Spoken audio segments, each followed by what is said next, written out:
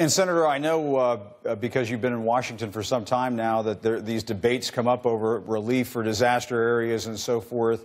I'm just curious if your perspective has changed at all when it comes to that need for quick disaster relief for a hard-hit area. I know during Hurricane Sandy, Superstorm Sandy, this became an issue where there were some Republicans in Texas who were opposed to that funding.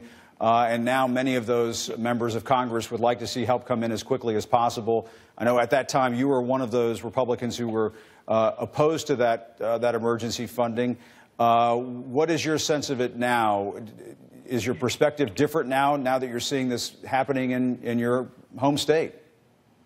Well, Jim, it's not accurate that there were Republicans opposed to hurricane funding. Every Republican, including Texas Republicans, agreed that hurricane funding is an important and critical role for the federal government, and that Hurricane Sandy, there were a great many people that were hurting from it. Now, there were a number of us who were concerned that that particular bill became a $50 billion bill that was filled with pork and unrelated spending that wasn't hurricane relief, that was simply local members of Congress spending on their pet projects, and two-thirds of what was spent in that bill had little or nothing to do with Hurricane Sandy. So, of course, the federal government has a critical role in disaster relief. It has before, and it should continue to.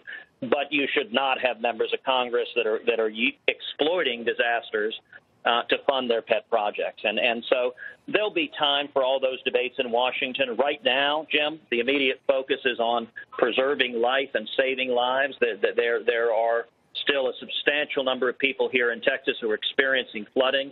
But let me say to the folks at home, if you're in an area that flooding is threatening your home, keep safe. Don't go up in the attic. A number of folks have done that. If you go up in the attic, you need to make sure you have an axe or some other way to get out, because the attic can be very dangerous. You can get trapped, and rescue workers can't get to you. If water is rising, you're safer on the roof than you are in the attic. And let me say, secondly, if you're in an area where floodwaters are rising, if at all possible, don't go in the car unless it's an absolute emergency. The most dangerous thing you can do is get in your car and drive into moving water. Moving water can be deceptive. You'll think you can make it through, and yet moving water can carry the car away, and it's the easiest and fastest way to risk the loss of life of you and your family is to drive into moving water. So listen to your local authorities, stay high and safe, and don't take a risk.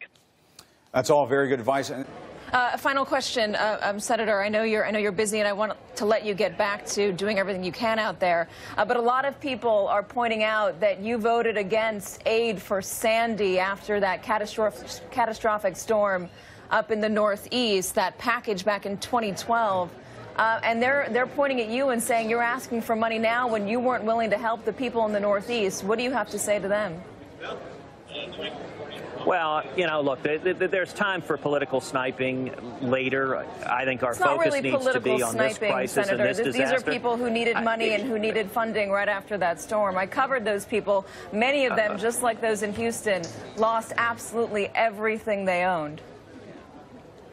Well, Katie, of course that's right. And the accurate thing to say is that I and a number of others enthusiastically and emphatically supported hurricane relief. The hurricane relief and disaster relief has been a vital federal role for a long, long time, and it should continue. The problem with that particular bill is it became a $50 billion bill that was filled with unrelated pork. Two-thirds of that bill had nothing to do with Sandy. And what I said then and still believe now is that it's not right for politicians to exploit a disaster and people are hurting to pay for their own political wish list. Disaster relief needs to be focused on the victims of disaster relief, and I supported that for Sandy, disaster relief there, and I would support that anywhere there's a major disaster without getting distracted by political unnecessary pork spending. And Texas, and Senator, let's hope everybody in Texas is getting absolutely everything they need